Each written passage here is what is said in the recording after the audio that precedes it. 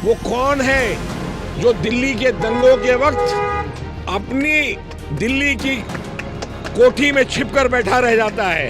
ये cadre based party नहीं है, ये ज़मीन पर कोई मेहनत नहीं करती है। अभी जो इलेक्शन है सिर्फ हवाबाजी का इलेक्शन है। ओवैसी साहब अगर मुस्लिम क़यादत की बात करते हैं तो ओवैसी साहब या तो बहुत बड़े बेवकूफ़ हैं। आवाम बिल्कुल नहीं बटेगी, ये रूमर फैलाया जा रहा है कि आवाम बट रही है। पहले तो ये नॉर्थ में आने की इनको ज़रूरत ही नहीं है, साउथ में रहें। साउथ में पहले 2-4 सीटें लेके आ रहे हैं एमपीज़ की, फिर उसके बाद नॉर्थ की तरफ रहें। वो सिर्फ वोट काटने आए। क्रिकेट के मैदान में अगर फुटबॉल खेलिएगा आप तो आप पिट जाइएगा। शाहीन बाग इलाके में इस वक्त मैं मौजूद हूँ और मेरे साथ यहाँ के ज़िम्मेदार लोग भी मौजूद हैं। अब्दुल कयूम साहब, ये बताइए, ओखला के अंदर जो है एमआईएम का जोर ज़्यादा दिख रहा है, आम आदमी पार्टी का जो है वो ग्राफ कम होता हुआ नज़र आ रहा है। आप किस नज़रिए से देख रहे हैं और क्या है यहाँ एमआईएम की हकीकत और आम आदमी पार्टी की जो ये मुकाबला है? बीजेपी को तो आप एक साइड में रख ही दीजिए और कांग्रेस को, क्या मुकाबला देख रहे हैं आप लोग? बिस्मिल्लाहिर्रहमानिर्रहीम। देखिए, वो जो मुकाबले की बात हो रही है वो सिर्फ रूमर है, इसकी सच्चाई कुछ नहीं है। असदुद्दीन ओवैसी साहब की अगर बात करें हम, तो वो हमेशा चुनाव के वक्त आते हैं और जो वादे उन्होंने इस ओखला के लिए किए हुए हैं काउंसिलर के इलेक्शन में, शायद उन्हें भी याद नहीं होंगे, लेकिन पब्लिक सब याद रखती है कि उन्होंने क्या क्या वादे किए हैं। अगर आप इस वक्त मुकाबले की बात जो कह रहे हैं कि मुकाबला है, ये सिर्फ रूमर फैलाया हुआ है कि मुकाबला है। किस तरीके से रूमर फैलाया हुआ? मतलब वो ये जज्बाती लोगों को बना करके लोगों से बात कर रहे हैं। ये जो झंडियाँ और ये जो बैनर और ये सब दिख रहे हैं, ये दरअसल किसी की फंडिंग है। अब इसको का खुलासा हो जाएगा। आपने और भी लोगों के इंटरव्यू सुने होंगे। मैं इस पे ना जाते हुए बात करना ये चाहता हूँ कि असद साहब वहाँ से आते हैं हमेशा इलेक्शन के टाइम पर और यहाँ जज्बाती बातें करते हैं। अगर हकीकत में उन्हें मुसलमानों की फ़िक्र है या जैसे वो लोग बताते हैं कि वो कायद बनना चाहते हैं, तो यहाँ बहुत से लोग ऐसे मिलेंगे जिन्होंने उनके साथ सालों काम किया है। सालों वो अपनी बात कहते रहे कि यहाँ पर एक संगठन चाहिए, यहाँ पर लोग हैं जो आपको पसंद करते हैं, यहाँ पर जो है वो आप एक तहरीक जैसा खड़ी कर सकते हो, अपनी पार्टी खड़ी कर सकते हो।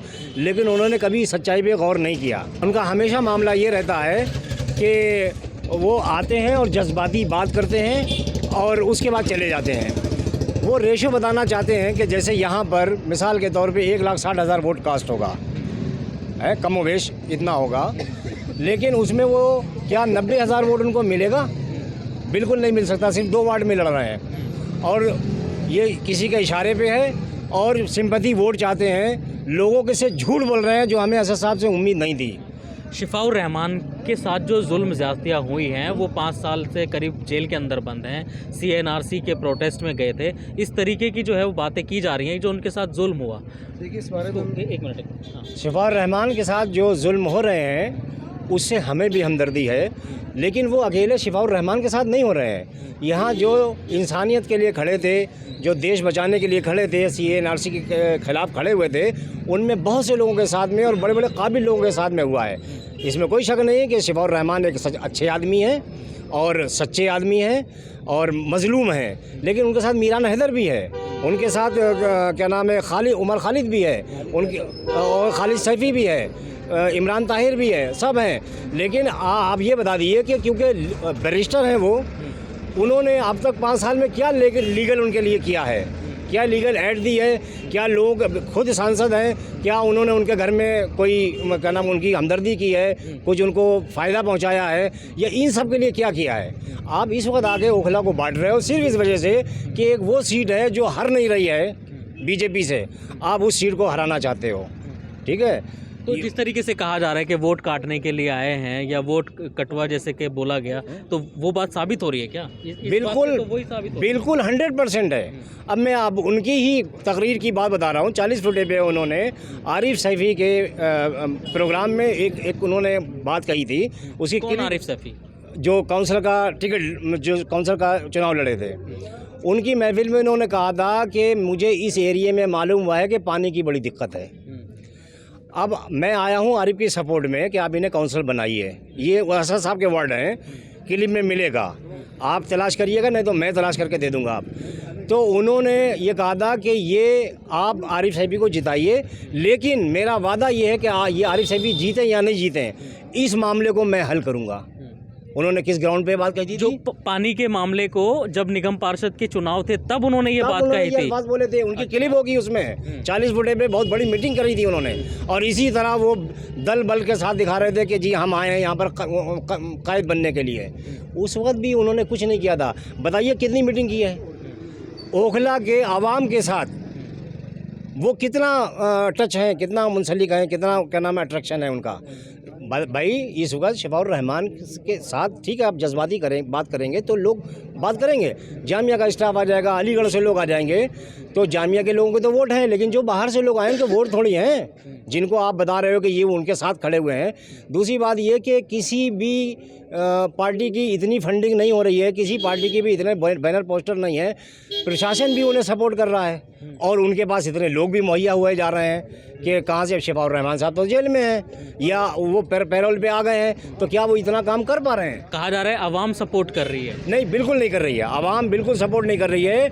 ये सिर्फ हर इलेक्शन में देखिए, ये आप किस दावे से कह सकते हैं कि जो फंडिंग हो रही है कहाँ से? ये उनका जो खर्च हो रहा है वो बता रहा है कि वो कहाँ से आ रहा है पैसा, उनका खर्च बता रहा है कि अमानत 2 बार के विधायक हैं जिनके ऊपर आपने इल्ज़ामात भी लगाए हैं और भी सब कराया कि, और हमेशा ये होता है कि जो विधायक होता है उसके साथ में बिल्डर खड़े रहते हैं। अमानत के बाद इतने पैसे नहीं हैं। अमानत को आपने देखा होगा कि हर रैली में ये कह रहे हैं कि भाई कल मेरी बाइक रैली है, कल संडे है, कल उनकी बाइक रैली है, लेकिन आप मतलब यही बात नहीं की, उन्होंने हर जगह ये बात कही कि लेकिन आप अपनी बाइक में पेट्रोल खुद डला के आइएगा, हैं, और उनकी सारी फंडिंग हो रही है। जज्बाती तकरीर हो रही हैं, लोग जो है खुदा का वास्ता दे करके जो है वोट डालने की अपील कर रहे हैं, दूसरी तरफ आप जो है वो दूसरी बात कर रहे हैं, तो क्या आवाम बटती हुई नज़र आ रही है? तो आवाम तो यहीं से बट रही है ना। आवाम बिल्कुल नहीं बटेगी, ये रूमर फैलाया जा रहा है कि आवाम बट रही है। ठीक है, अभी कुछ लोग उनके साथ खड़े हुए हैं, लेकिन उन्हें धीरे धीरे समझ आएगा। देखिए, मैं यहाँ 87-88 में आ गया था इस एरिया में, शाहीन बाग तो था ही नहीं, अबुल फजल में था, और 90 के बाद सारे इलेक्शन देखे हैं, 94 से 95 के बाद में तो मैं वोट कर रहा हूँ। यहाँ पर हमेशा ये होता है कि लगता है कि चुनाव हो रहा है, लेकिन हमेशा एक तरफा चुनाव हुआ है। पिछला चुनाव इससे ज़्यादा हाईटेक था क्योंकि CA NRC हो चुका था, अमित शाह खुद डायरेक्ट मुलविस थे उसके अंदर, और वो कह रहे थे कि शाहीन बाग को हराना है पूरे उसमें क्या नाम है, तो सिर्फ शाहीन बाग ने ही जवाब नहीं दिया था, सिर्फ शाहीन बाग, पूरी दिल्ली ने जवाब दिया था उनको कि हमें जो आप नफ़रत की बात कर रहे हो उस पर वोट नहीं करना है। दूसरी बात मैं ये कहता हूँ बैरिस्टर रज़दीन साहब को कि आप एक तो लॉ के जानने वाले हैं, बड़े काबिल आदमी हैं, दूसरी बात ये कि बाशरा हैं, मैं उन पर खुद टिप्पणी नहीं करना चाहता हूँ, लेकिन उनके मुंह से ये बात निकल रही है कि जो ईमान वाला होगा वो शफाउर रहमान को वोट देगा, जो बाज़मीर होगा वही शफाउर रहमान को वोट देगा, जिसके जिस्म में हरारत होगी वो शफाउर रहमान को। आप सर्टिफिकेट देने वाले कौन होते हैं?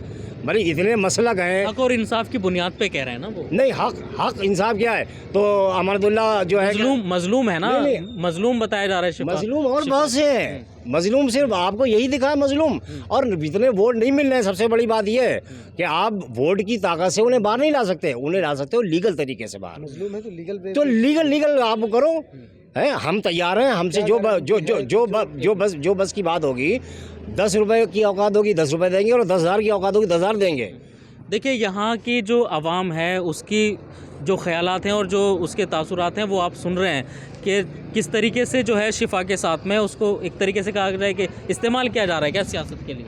बिल्कुल, शिफा को इस्तेमाल किया जा रहा है, और पूरी दिल्ली को जो हमारे गैर मुस्लिम भाई हैं, जो हमारे हिंदू भाई हैं, और जो लोग हमें ये समझते हैं कि शायद हम उनके ख़िलाफ़ खड़े हुए हैं, और कहते तो बहुत कुछ है हमारे बारे में कि आतंकवादी हैं, ये हैं, वो हैं, उनको ये पैगाम पहुंचाया जा रहा है कि देखो हाँ, वहाँ इलेक्शन सिर्फ मुसलमानों के नाम पे हो रहा है, समझे, उस नाम पे हो रहा है। जो आतंकवादी हैं उन्होंने शफाउर रहमान को आतंकवादी बता रखा है ना, उन्होंने बता रखा है कि ये देश के खिलाफ खड़े हुए थे, ये बता रखा है ना। तो वो ये बता रहे हैं कि जो आदमी देश के खिलाफ खड़ा था उसको शाहीन बाग लड़ा रहा है, इसलिए तुम सब लोग उसके खिलाफ वोट दो। ये सिर्फ शाहीन बाग और मुस्तफ़ाबाद का मामला नहीं है, ये पूरे 70 विधानसभा का मामला है। ये उसको इस तरह, ये पूरी डिज़ाइन है समझे, ये पता चलेगा। देखिए वोट नहीं आने हैं, ये मेरा पक्का है, वोट नहीं आने। पिछली बार कितना फर्क था, 58,000 वोट मिले थे बीजेपी के कैंडिडेट को और 1,32,000 वोट मिला था। लेकिन उस टाइम जो है यहाँ पर शिफा नहीं लड़ रहे थे ना, वो जज्बात नहीं थे। अरे जज्बात उस वक्त भी यही थे। जज्बात तो ये था कि ये कहा गया था कि अमित शाह की तरफ से कि बटन दबाओ और ये हो। शिफा का मामला जितना तूल दिया जा रहा है वो उतना है नहीं। दरअसल मैं आपको बताऊं, इसको आप 4 दफ़े पूछ ले, 6 दफ़े पूछ ले, उतना मामला नहीं है। यहाँ की आवाम ने हमेशा समझदारी का सबूत दिया है और वो इस बार भी समझदारी का सबूत देगी। एक वीडियो और वायरल हो रही है अभी, MIM पार्टी के ही एक कार्यकर्ता हैं पुराने, जब दिल्ली प्रदेश अध्यक्ष, हाँ, कलीमुल हफीज़ साहब जब दिल्ली प्रदेश अध्यक्ष थे उस वक्त वो उनकी टीम में साथ थे, है ना।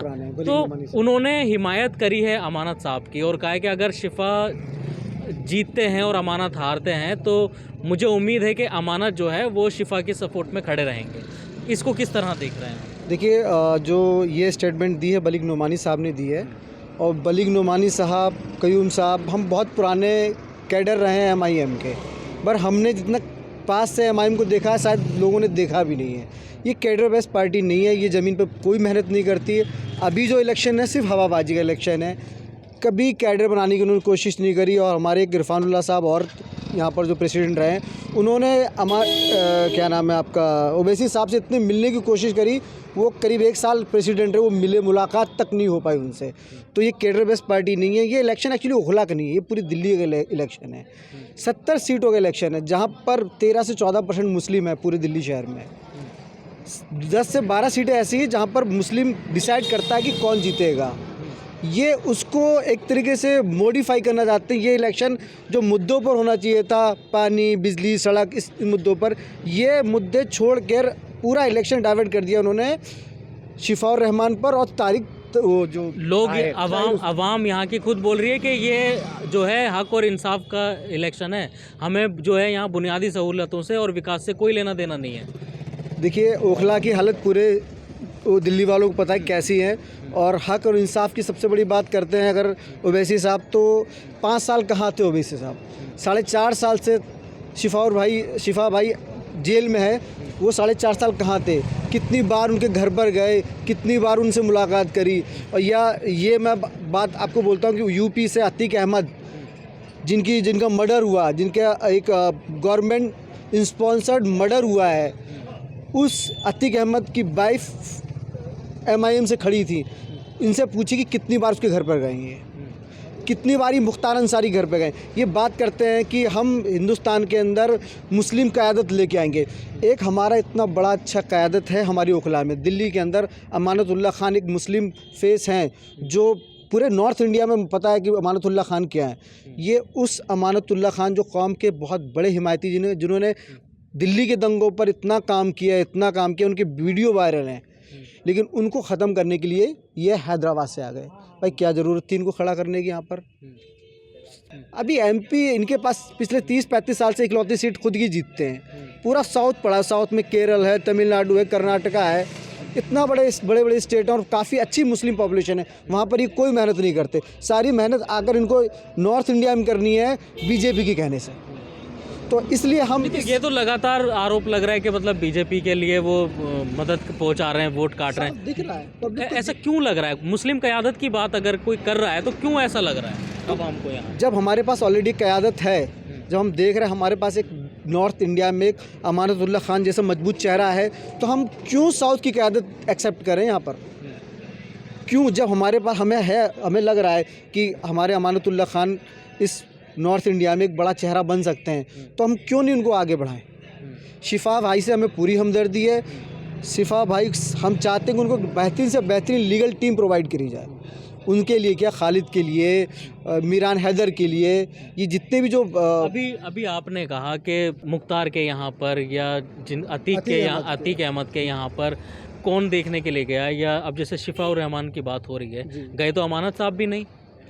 अमानत साहब इतने बड़े नेता नहीं हैं। अमानत साहब ने अभी 2 बार इलेक्शन हुए हैं, 2 बार में वो MLA बने हैं। अभी वो 2 साल 3 साल से खुद परेशान थे, उनको EDC और CBI ने बहुत परेशान कर रखा है। 2-3 साल से वो हम पूरी ओखला की हम देख रहे हो बहुत परेशान है। तो अगर वो जब इलेक्शन जीतेंगे इंशाल्लाह वो जाएंगे, वो हर किसी से मिलेंगे, वो करते हैं सबके लिए।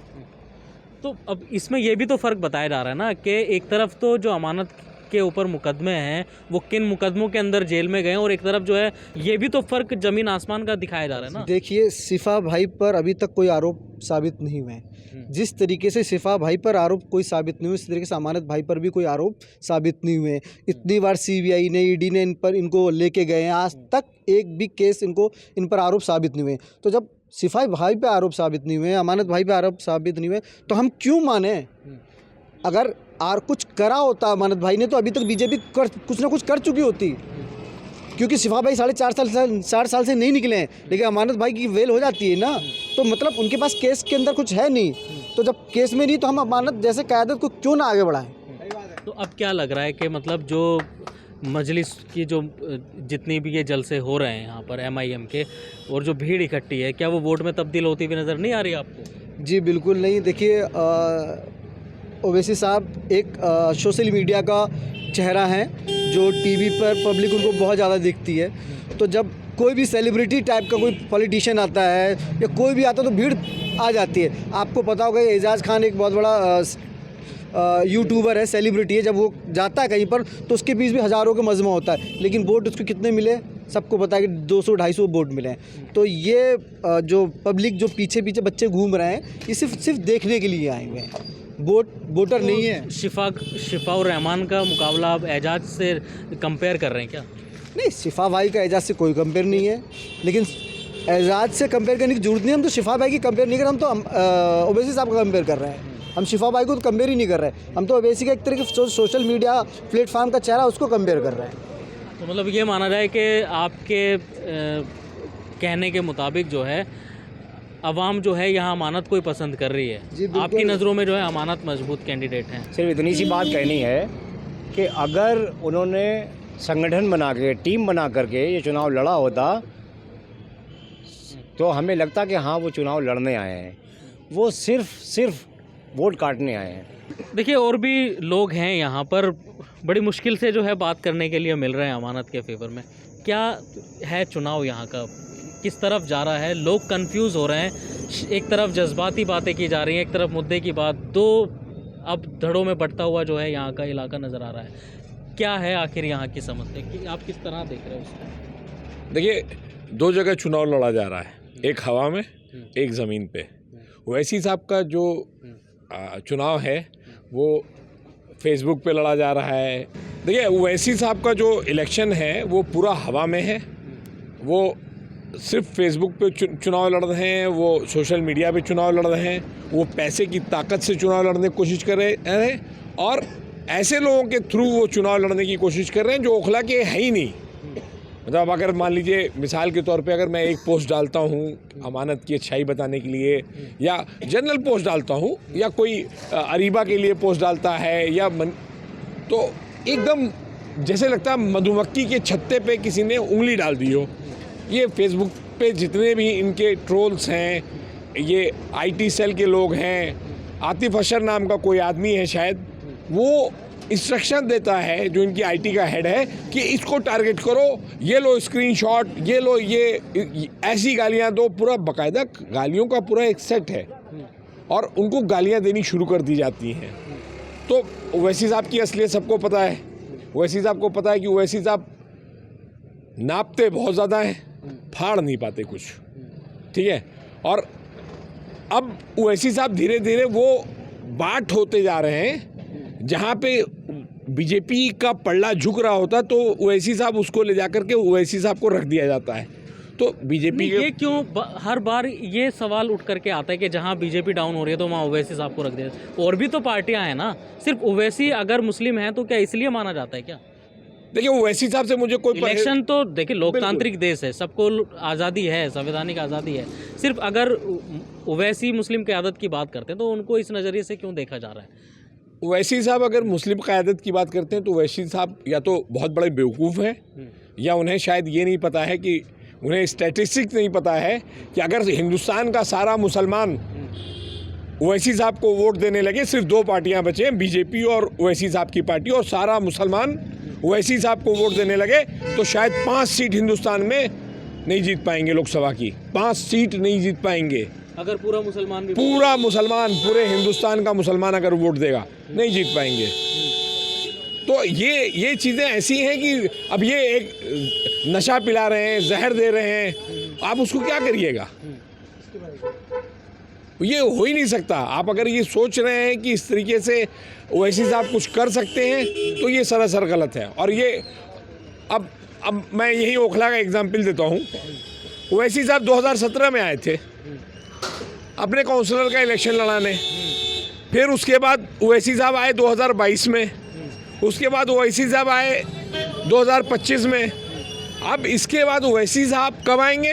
ओवैसी साहब इसके बाद जब काउंसलर का इलेक्शन 2027 में होगा तब आएंगे। इस बीच में बहुत सारी बातें ऐसी हुई कि जब CA/NRC का प्रोटेस्ट हुआ, दिल्ली में दंगा हुआ, जामिया के लड़कों को पे लाठीचार्ज हुआ, जामिया के लड़के गिरफ्तार हुए, ओवैसी साहब नहीं आए। शिफाउर रहमान ने उठाई थी ना आवाज़, उसी बुनियाद पर तो जो है इलेक्शन लड़ रहे हैं वो शिफा, जो आज यहाँ की आवाम समर्थन कर रही है वो इसी बुनियाद पे तो कर रही है, क्योंकि जामिया की जो आवाज़ अगर किसी ने उठाई है तो शिफाउर रहमान ने उठाई है। फिर क्यों उनको जो है वोट कटुआ बोला जा रहा है? सवाल ये है ना, यहाँ से जज्बात जुड़े हुए हैं। शिफाउर रहमान को कोई वोट कटुआ नहीं कह रहा है, वोट कटुआ ओवैसी साहब है। ओवैसी साहब को ये से सवाल पूछा जा रहा है कि भाई ये बताओ कि तुम इलेक्शन के वक्त क्यों नज़र आते हो? समझे? सारी मुसलमानों के लिए हमदर्दी तुम्हारी इलेक्शन के वक्त क्यों होती है? तुम बाकी टाइम पे जब मुसलमानों के ऊपर बुरा वक्त आता है तुम कहाँ रहते हो? अभी मेरे पास किसी ने एक पोएम बना के भेजी है किसी बच्चे ने, और मैं आपको दिखाता हूँ तो आप भी सुन करके हैरत में पड़ जाएंगे कि ये क्या चीज़ है।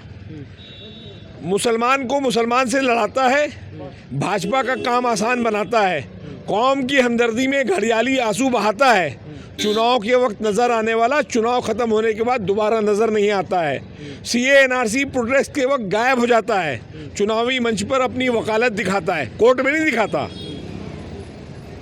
किसी भी विक्टिम के लिए कभी कोर्ट नहीं जाता, वकील हैं फिर भी कभी आज तक कोई केस नहीं लड़े हैं। ठीक है, बाप के पैसे से लंदन गए थे बैरिस्ट्री करने।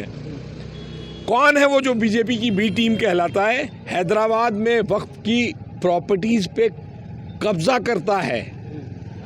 कौन है जो हमारे वोटों को तकसीम करने का सौदा करता है? वो कौन है जो दिल्ली के दंगों के वक्त अपनी दिल्ली की कोठी में छिपकर बैठा रह जाता है?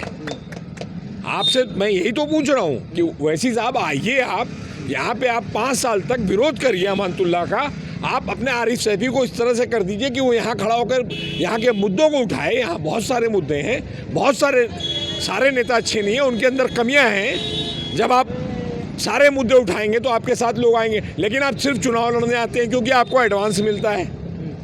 अब कुछ बात ऐसी हो गई कि ओवैसी साहब को लगा कि यार हमारा कहीं ऐसा ना हो कि हमारा पत्ता कट जाए, हमें पैसे ना मिले, तो ओवैसी साहब इस वक्त ओवर टाइम कर रहे हैं। अब पता नहीं इस ओवर टाइम के लिए उनको कुछ पैसे मिलेंगे कि नहीं मिलेंगे, लेकिन वो कर रहे हैं बेचारे। देखिए ये मुस्तफ़ाबाद से लेकर और ओखला शाहीन बाग में ये पहली बार जो है दूसरे ख्यालात मिले हैं, जो MIM पार्टी का जो ये पूरा चिट्ठा जो है वो खोल करके एक तरीके से पोएम के ज़रिए इन्होंने बताया भी है। अब क्या लग रहा है, अमानत जीत रहे हैं यहाँ से, या अरीबा को वोट मिल रहा है, या मनीष चौधरी इसमें निकल रहे हैं, या शिफा, क्या है इलेक्शन किस तरफ जा रहा है? देखिए, ओवैसी साहब तो पूरी कोशिश कर रहे हैं किसी तरह से मुसलमान वोटों को तकसीम करके ये पहुंचा दें, मुसलमान वोटों को तकसीम करके जाकर के ये किसी भी तरीके से बीजेपी की गोद में ये सीट गिरा दें। उनका पूरा मकसद है, इसके अलावा और कोई मकसद नहीं उनका। उनको पता है कि उनका कैंडिडेट शायद 5 या 10 हज़ार वोट पाएगा, लेकिन उनकी पूरी कोशिश है। जब वो यहाँ शुरू में आए थे तो उन्होंने कहा हमारा मुकाबला बीजेपी से, बीजेपी के काउंसलर मनीष भाई ने कहा हमारे कि हमारा मुकाबला ये MIM से। तो ये पहले मुकाबला तय कर दिया गया था, जैसे बड़े बड़े मैच होते हैं ना, टेस्ट मैच होता है कि आज न्यूजीलैंड और पाकिस्तान का मैच होगा, इंडिया ऑस्ट्रेलिया का मैच होगा, इस तरह पहले से कहीं तय कर दिया गया था कि आप लोगों का मैच है। लेकिन फिर उसके बाद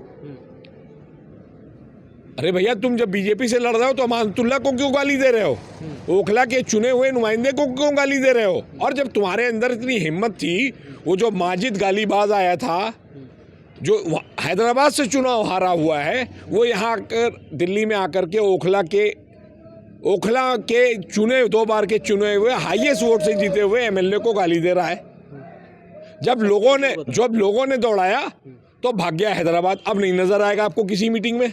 अरे आओ ना, अब आके गाली दो। किसने दौड़ाया? वो तो बड़ी स्पीच चल रही है उनकी, शक्ति कपूर कह रहे हैं वो तो। माजिद तो भाग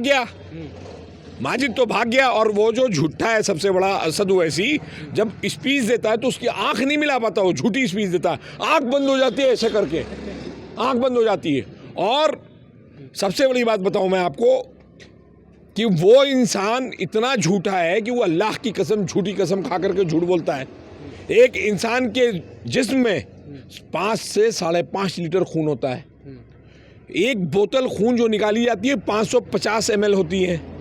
वो ये कह रहा है कि मैंने 15 बोतल खून दिया, और खून देने के बाद मैं दौड़ कर जाता था और डॉक्टर को ऑपरेशन थिएटर में देता था, फिर आके देता था।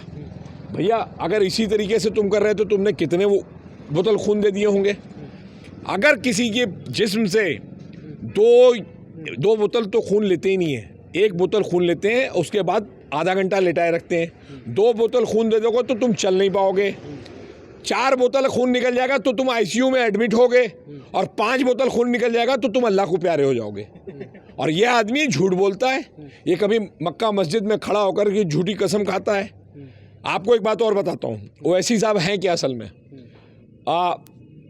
यूपी मुस्लिम मजलिस के बड़े नेताओं ने आज से 50 साल पहले चंदा करके इनके अब्बा जान को एक पुरानी एम्बेसडर कार खरीदवाई थी। कुछ दिन उन्होंने वो एम्बेसडर कार चलाई, उसके बाद वो एम्बेसडर कार खड़ी कर दी उन्होंने। उनसे ही पूछा गया कि भाई आपने खड़ी क्यों कर दी? उन्होंने कहा पेट्रोल के पैसे नहीं है। तो चंदा करके फिर भेजा गया कि आप पेट्रोल लीजिए और काम करिए मिल्लत के लिए। वो आदमी जो इनके अब्बा थे, वो लगातार काम करते रहे। उसके बाद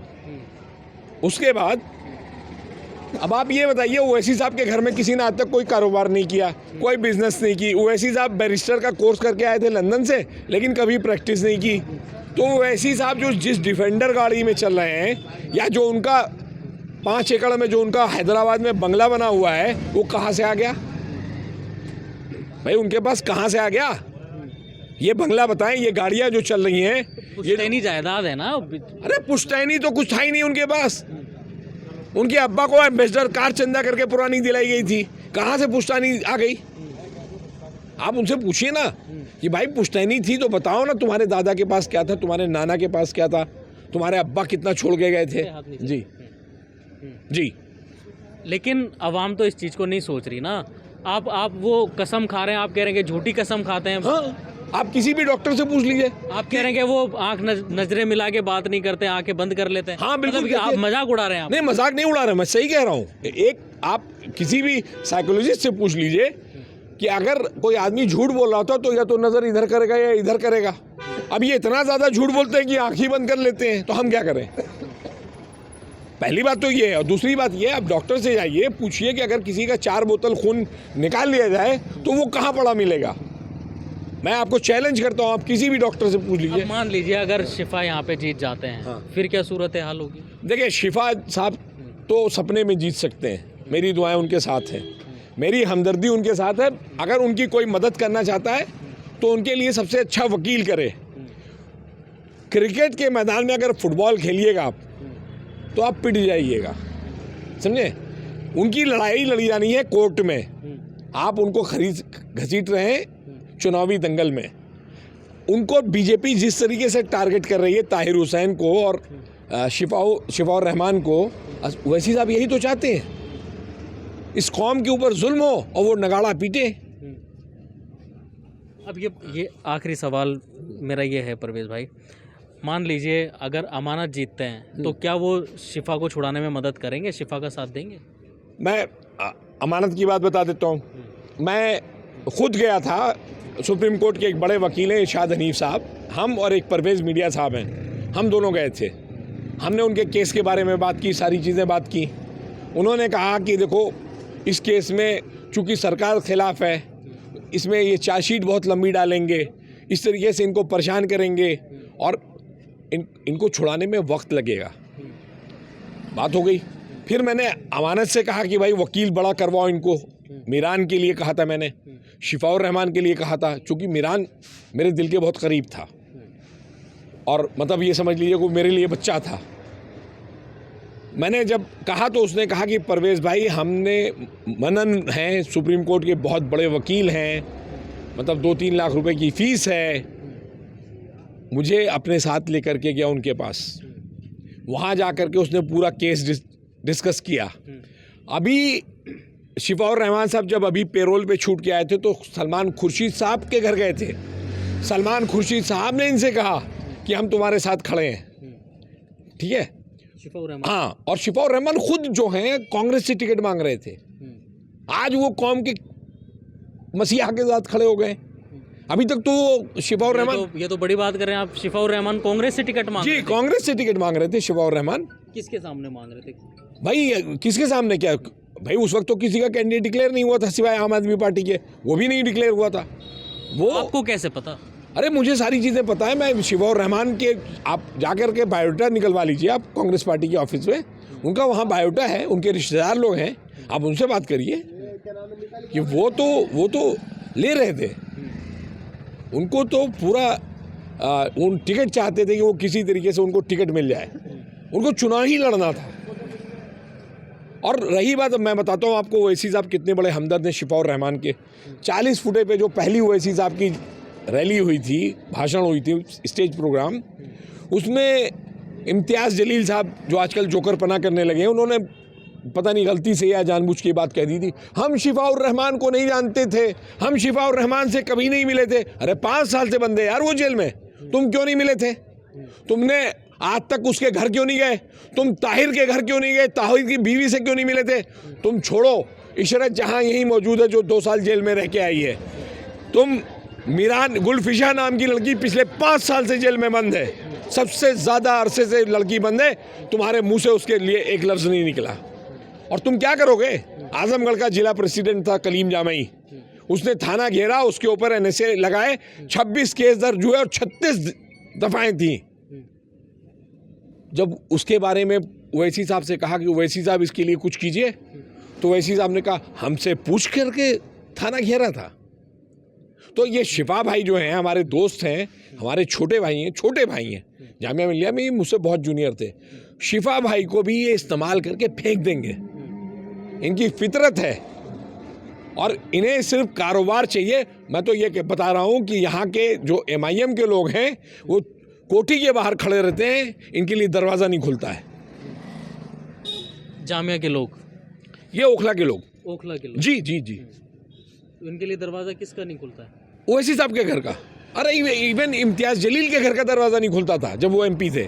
वो कहते थे कि वो ओखला के लोगों से कैसे क्या करना है, इनसे बहुत दूर रहना है, वरना ये सारा टाइम ख़राब कर देंगे।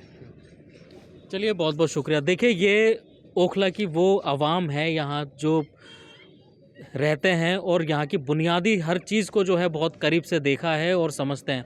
लेकिन अब जो ये सियासत है, सियासत में जो ये जज्बातों का इस्तेमाल किया जा रहा है, अब इसमें सियासत में जज्बात और जज्बातों में फिर सियासत की जो है अब वो बू कहीं ना कहीं देखने के लिए मिल रही है। लेकिन जिस तरीके से असदुद्दीन ओवैसी के लिए सवाल खड़े किए हैं, उनकी जो है यहाँ पर इन्होंने जो उनका बैकग्राउंड है वो कुछ बताने की कोशिश करी है यहाँ की आवाम ने, वो तो अब इस आवाम को ही तय करना है कि वो अपना अब क्या रुख लेती है, किस तरफ वो वोट डालती है, किसको चुनती है, किसको नहीं चुनती है।